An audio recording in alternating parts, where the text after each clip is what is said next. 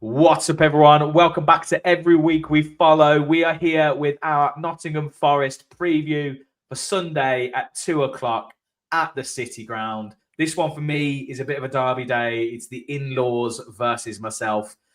So, Gary, you know how sometimes that feels. You're in Birmingham and you got all the blue noses and the baggies and the Wolves fans. I don't have any of that here. Yeah, it's a big one for you, though, isn't it? It's kind of divides families, mate.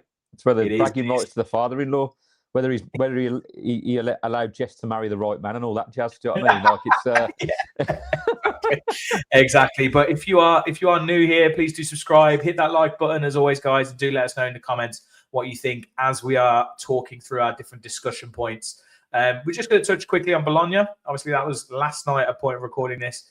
I think, like we said, reflecting on it, we got through it.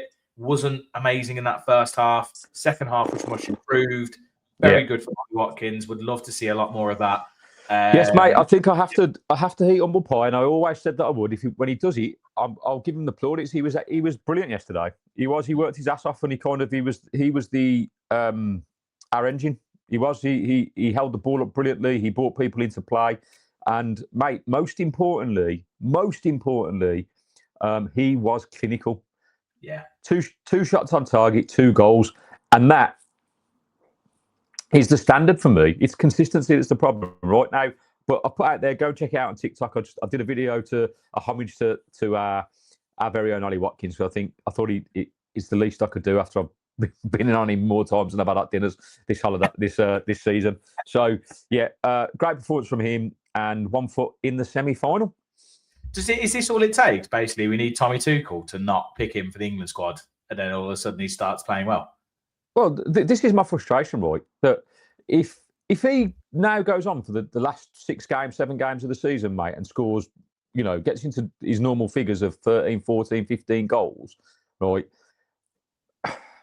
It's a bit frustrating because you just go, mate, if you'd have done that all season, where could we have been? In the moments where we needed you, do you know what I mean? Well, Champions League done. Even that title challenge talk in December, right before it all went, but could have been something real. Like it shouldn't take a rocket up your ass because you're not getting on England. Like it's all about this, right? It's all about your mentality, and I just think it's been off with Ollie. Something's been amiss. Maybe, look, it's coming to the end of the season. Maybe Tuchel's had a chat with him and said, "Look, I want to take you, but you're not giving me the goods to do it. I need to see improved performances." And we get something like that. It could be as easy as that. Maybe he's got a move in the pipeline that he knows he's going somewhere and he's trying to kind of just get himself in the best possible form. Either way, mate, if we benefit from it in the last 7 games or 12 games if we get to the Europa League final and he's the main man, mate, I'm telling you, I'll get his numbers being on the back of my shirt, on that 3rd shirt. I said, I'll do it, and I will. So, yeah, fair play to him. I think he deserves all the plaudits for yesterday because I thought he was excellent. I think he was like Ollie of old. There was moments where he was getting out of tight situations, and taking 3 or 4 players out of the game, and he hasn't done that for. Well, I can't remember the last time he did it. Effectively. So the bit that always sticks in my head was that one on the far side of the pitch where he picked it up just before the halfway line. He had a couple of players around him, did a little kind of like swivel, and then he was off. Yeah. And I was where's that been? That's amazing. That's exactly what we need. Where's that been? Look, there's still things he's got to work on. I still think he's missing the yard. Like that chance in the first half, we didn't create much, but it was a brilliant ball in, and he was just half a yard behind it, But goals change games, mate. I don't know how we fucking went into that at half time 1-0 up. Mate, I'm still scratching my head 24 hours later. We were shit first half. That was huge. That was absolutely huge. One last point on the game was I've been watching like a few of the other podcasts and stuff, and everyone seems to be talking like quite a lot about or praising Emi Buendia in that second half. And I'm very confused because I feel like we were watching it, we were going, Buendia's well off it. Like first half, everyone was off it. Second half, okay, he's a bit better. But maybe we were watching the wrong thing, Gaz. But like, I feel like everyone's going, okay. If for me, right, I don't know, but maybe we were watching a different game, mate. But if you take both of the halves of his performance, right, first half he was dreadful. He kept giving the ball away. He was getting knocked off the ball way too easy. And then second half, yes, he was slightly improved. But mate, I said to you that one pass he had where he could have played Rodgers in, and he just hit it at the player's head. Could have as well. Obviously, he did do the close down for Watkins' goal. Yeah, no, there was a couple of moments he closed the ball down really well, and then he had a couple of half chances with decent shots, but he should have scored one of them or applied Rodgers in. His decision making was poor. So while he was there, it was like Buendia of old, where he's in the right position, but he's not making the right decision, or not for me, mate. Yeah. I don't know if it was just relative. I don't know if it's just relative because the rest of the team wasn't amazing, so they were just like, "Oh, he was the better of the other front three." Well, it's interesting you should say that, mate, because it's interesting you should bring him up because when we go through the predicted lineup, I'll talk about it then a little bit more. Yeah, cool. It's interesting. All right. Cool. Well, onto the Forest game. So we're going to go through three things here. We're going to do we're just going to talk about it quickly. We're also going to do the hat-trick quiz. So I've got a few questions for you, Gaz. Unfortunately, we couldn't get an opposition fan on, but when we don't, I was quiz Gary on a couple of things. I think you'll be all right with this, mate. I think you'll be all right. Mate, where's Lad Baby when you need him? Where's that boy? We need that Lad Baby. Doesn't he live by you? Come on. If he's not in Florida, let's get him on for the next season. Well, hopefully next season if they don't get relegated. Yeah, exactly. So that, and then obviously the team, your predicted lineup, and our score predictions as well. Forest, it's not been an amazing stomping ground in recent times away from home at the City Ground. I think the last two we've lost, if I remember rightly. Yeah, mate. Well, I've got PTSD from last season. 1-0 up in the 87th minute to lose the game 2-1. To be fair, we were robbed. We should have had a penalty in that game. Morgan Rogers yanked back, and Matty Cash was fouled in the build-up to their winning goal. But it was frustrating because Duran had a really good game, scored a good goal. We were in total control, and then we just kind of threw it away. And I have to say, going back to the Watkins of old, he came on for Duran and was shocking.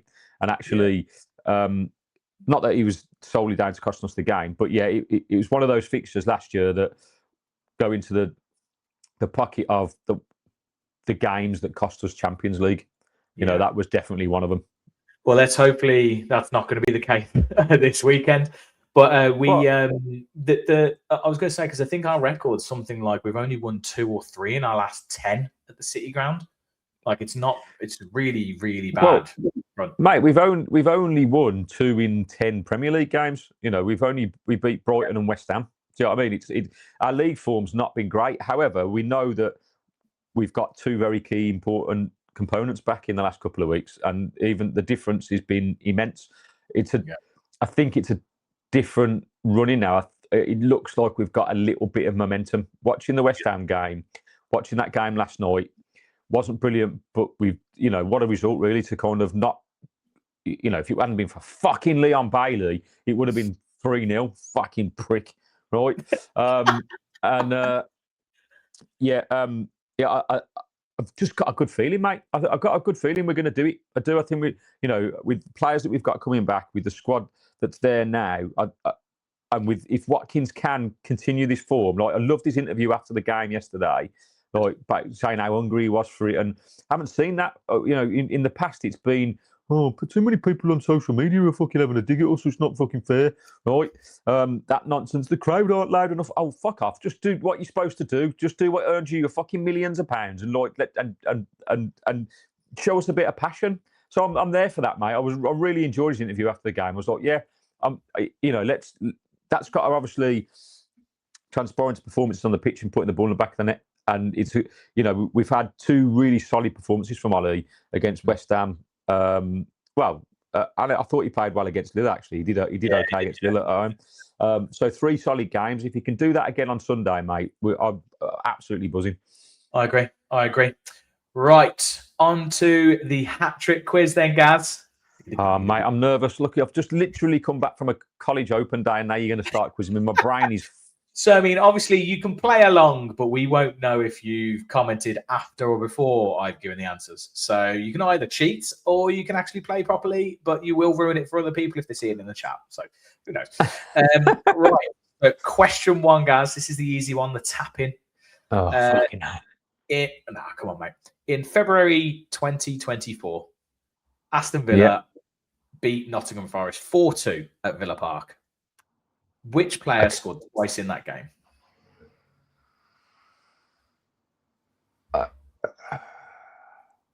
twice. 4-2. Yeah, 4-2. Scored twice. Danielle Marlin?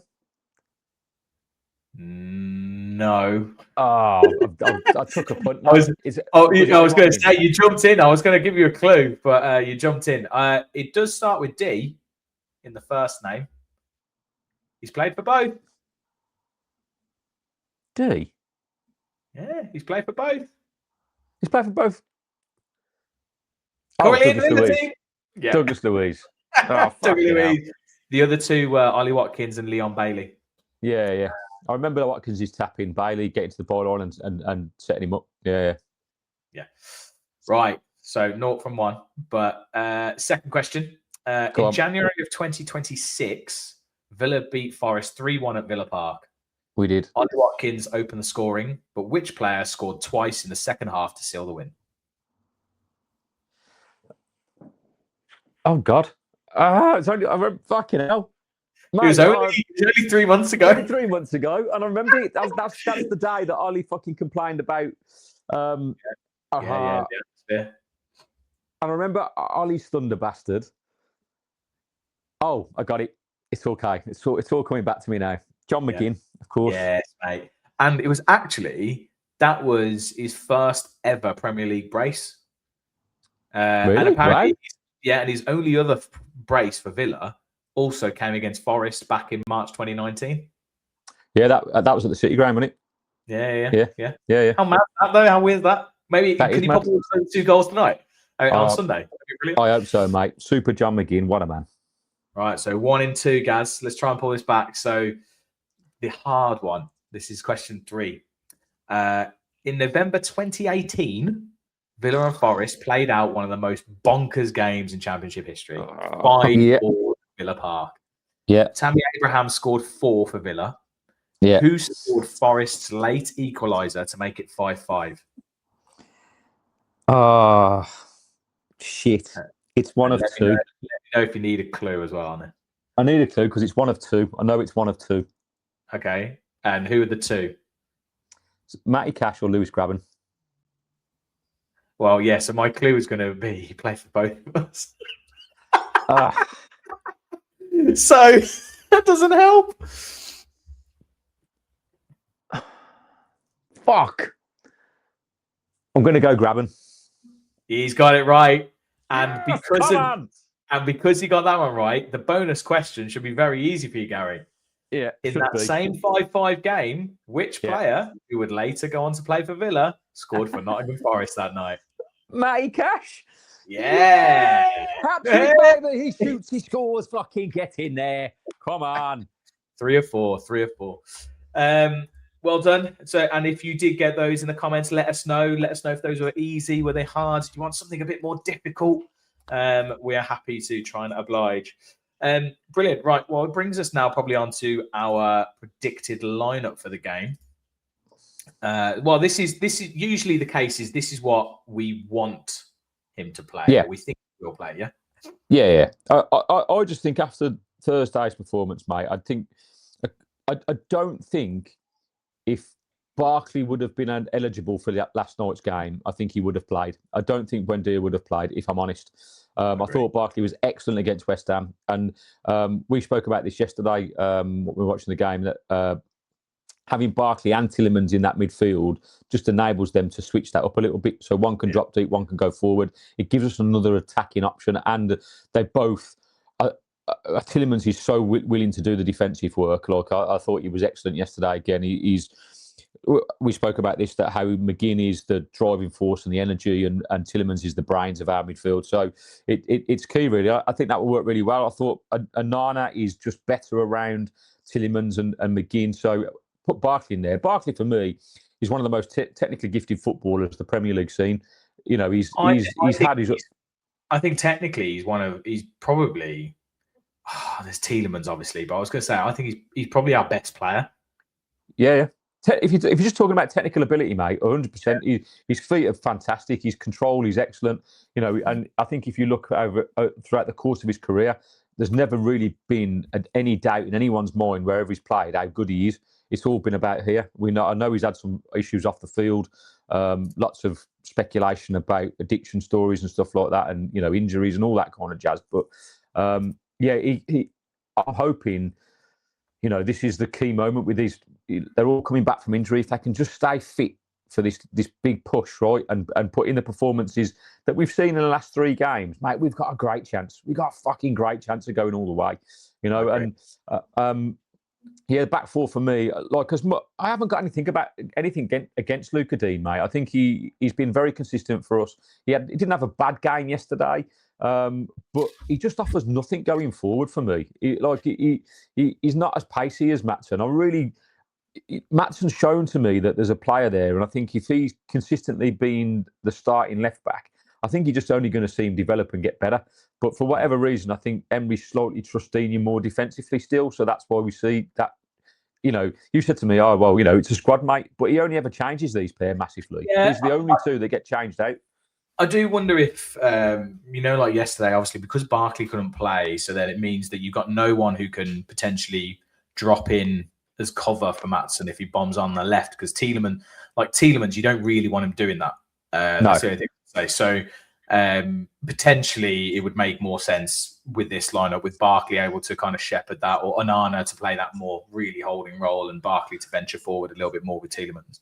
Well, I just think Forest have got players that can potentially cause us a bit of damage with pace as well. You've got Gibbs White, Hutchinson that can come down that right hand side that Torres plays, which I think he will. I always say this: we can't have him turn back towards his own goal. It's a problem.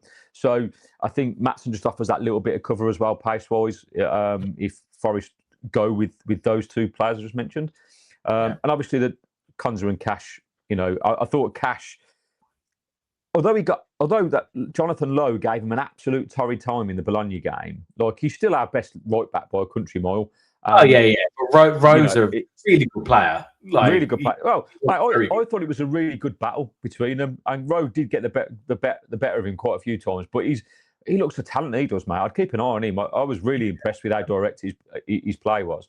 And we did he had his moments, but McGinn did help him out. And then it wasn't until we fucking took McGinn off and put Bailey on that Bailey just went, "Oh, it's all right, mate. You just carry on. I'm not here to do anything." Right, and Cash is like, "Fuck's sake, he's been running me ragged all bastard game. You've come on for 4 anyway." Right. So I felt for Cash in that one. But yeah, I think he starts at right back. And then the front 4, mate, this is what I'd like to see, I think. I think Rodgers, by his standards yesterday, had a very poor game. He wasn't really involved in it. He looked a little bit pissed off from the start. We thought he should have been sent off as well, because they definitely displayed a yellow card symbol. It's very confusing. Yeah, well, they displayed it on TNT, and apparently TNT said that UEFA had said he'd been booked. Yeah, but he hadn't been booked. I don't know. It's very confusing. Very confusing. Well, we were like, "Fuck, he's off," because he did get a second bookable offence, and anyway, that didn't happen. But he wasn't really in the game yesterday. He had one curling effort, I think, in the first half that went just over the bar. Yeah. But I think we said, didn't we? The problem with Rodgers is even when he's shit, he has that ability to have that magic moment that can set a world alight. So that's why he's there. And people have his critics, but I think you have him in your team because teams fear him. They know what he's capable of. They know his power. They know his pace. I do think it's better if we set up like this as well, because I think he's better off the left. I agree. I don't think he's good in that middle role. I'd rather see Tielemans or Barkley there, if I'm honest. Yeah. With Buendia, he decided to play Rodgers in that middle and play Buendia on the left, which again, I'd actually argue probably would have been better the other way around. But what I'd like to see really is the 4 of Barkley, Onana, Tielemans, and McGinn just be really fluid with their positions, because they can all kind of cover themselves. Do you know what I mean? So if one goes, if McGinn goes on a fucking tangent, make sure Onana drops in to cover with Cash. They can all play it like that midfield role really well. Like you can get Barkley and Tielemans can swap and allow Rodgers the freedom to play. Do you know what I mean? Just allow him to do what we know he can do. And I was concerned first half against Bologna because, and in recent games really, throughout the season with Rodgers and Watkins, how far apart they usually are, and that the partnership is not, they don't link up particularly well. and that bugged me in the first half against Bologna. But it did get slightly better second half, because I think you said that they were both calling for the press, and then when Buendia stepped up, we got the second goal. We just need to do that more often. They need to be communicating that and working together as a pair a little bit more often, because when you do it, that's what you can do, right? Now, it'll be interesting to see how Forest set up against us. I mean, have you got any, your in-laws in terms of... Not really, mate, because the team's changed like so much. So I mean, because they've got different managers as well, stuff. But yeah, I mean, Hudson-Odoi always worries me on the left-hand side. Comes along, he does his classic cut-in, curling shot from the edge of the box. He's done it so many times over the last couple of seasons, if I'm honest. Hutchinson does look good. He's quick. Like I said, though, the thing they've been lacking is goals. They've been really severely lacking goals. Didn't Chris Wood start for them against Porto? He did, but it was a terrible own goal. Mate, I'm not saying there's corruption in the Europa League, but fucking hell, what was an own goal that was. But yeah, like Chris Wood's back.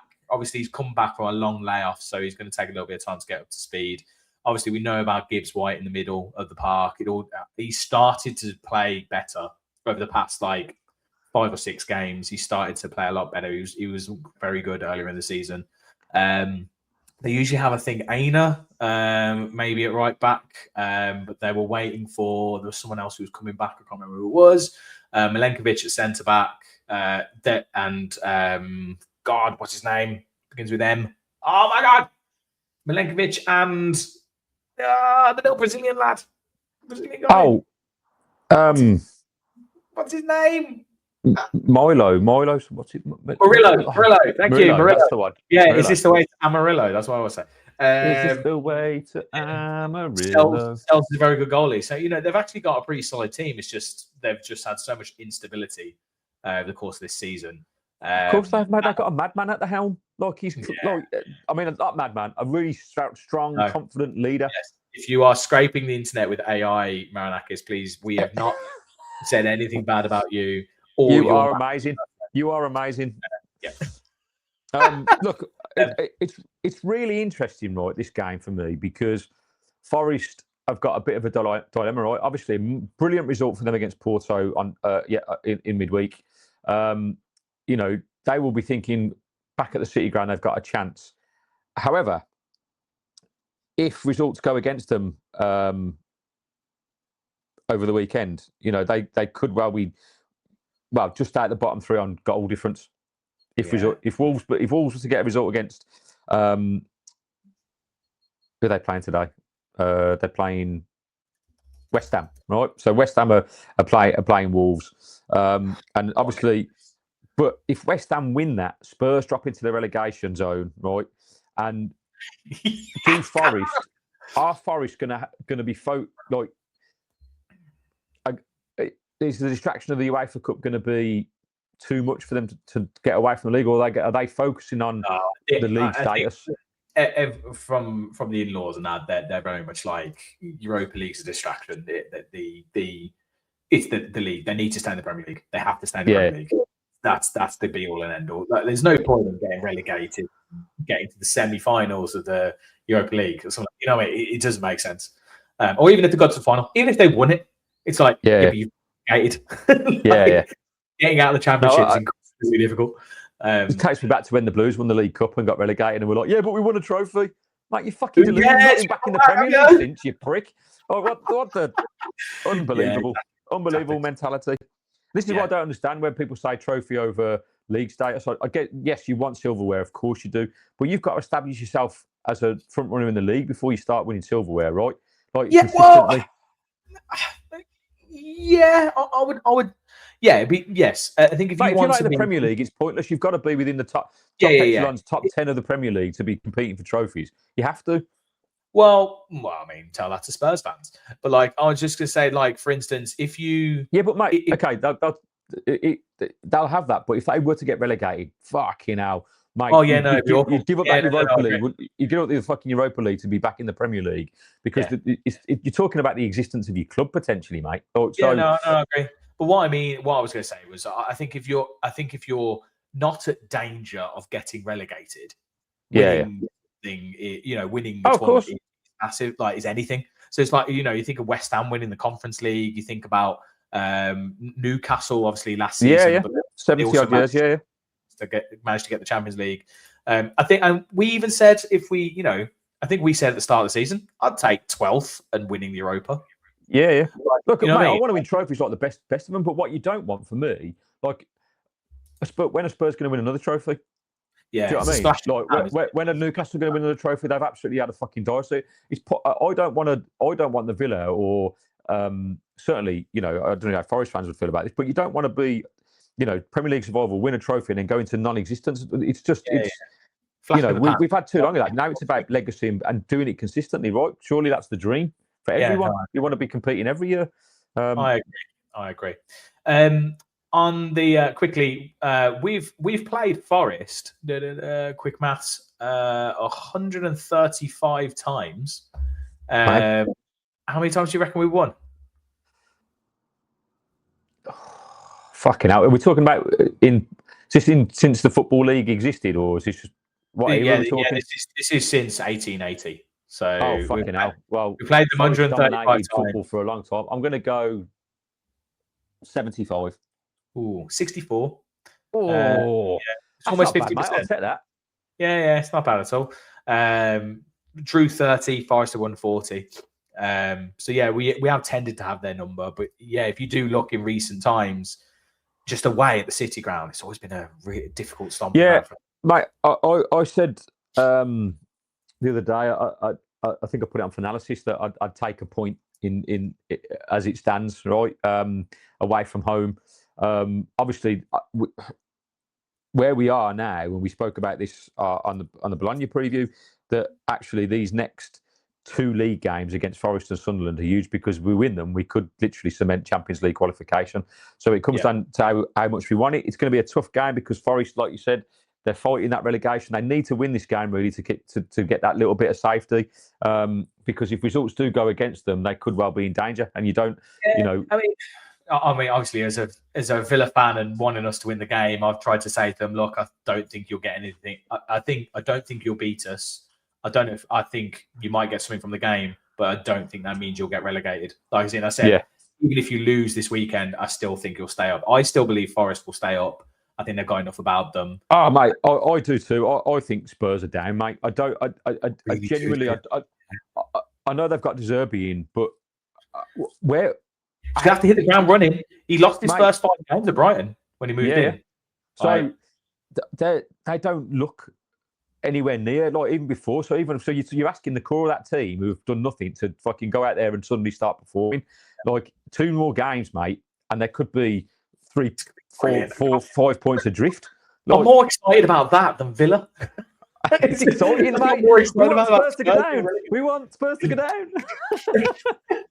Anyway, right, on to our predictions then, guys. So right hand is Forest, left hand is Villa. Yeah, you got it? Okay. Forest, Villa. Forest, Villa. Forest, Villa. Okay, 3, 2, 1. Oh, he's gone for a 2-1 win. I've gone for the draw. For the draw. I just feel like it's potentially Desmond even, but I've gone for the draw. Mate, every predict. Shall we go with you or myself, Gaz? Go with me, mate. I've got a feeling, mate. Do you know what? Right, I think after last night's performance, I've got a sneaky feeling that we're just going to do what we did in the course of the season with the 11-game unbeaten run. I think we're going to start. Like, that performance yesterday was nowhere near good enough, but we had enough quality to get the job done, and I think that's going to be a case of the season. I think with McGinn back at the helm, Tielemans back, I think we're just going to get there, mate. I'm not betting against us. So my predictions for the rest of the season are all going to be Villa victories, mate. I think we're going to go them all. I'm going to bet it all out, particularly, and I tell you, we'll beat Man City, we'll beat Liverpool and City if we qualify for the Champions League before we have to play them. If there's something riding on them, then I'll change my mind. Yeah, fair. Right. Well, on that note, guys, do you want to sing us out? Yes, mate. Mate, what a week to be back. Football is back, baby. I know the performance was absolutely shocking that first half, because after 35 minutes, I was screaming at the TV, I was screaming at you. What the fuck is this shit, mate? I just said to you, Gary, I was just like, Gary, calm down, keep the faith. We're still settling into the game, and we ended up with a good win. It was just, you know, when you wait, I was so looking forward to the game. I'd built it up in my head, my heart. Like 2 weeks of no Villa football, you go, I can't wait. And then in 35 minutes, I'm going, oh my God, we're the shittest team on earth. We look like we haven't played football ever. Like it was just, and then goals change games, right? And we got that, and all was kind of calm. But it's just great to have it back. I'm buzzing about Sunday. I'm just a bit disappointed that we're not at Villa Park until next Thursday. But then it'll be 2 home games next week. So, Bologna and Sunderland. And I'm looking forward to getting back to that. So whatever you're doing, if you want to watch me on Sunday, I'll be doing TikTok Live. So come and join us for that and we'll have some banter. And then we'll be back on Monday for our weekly thoughts show. And then we'll get into the previews of Bologna and Sunderland throughout the week. It's going to be a busy one, mate. So I'm looking forward to it. Back to it. All right, nice one. Right. If you're still here, 30 minutes, hopefully you are, hit that like and subscribe button. We'll see you on the next one. And as always, every week we follow the boys in claret and blue. Peace. Yeah.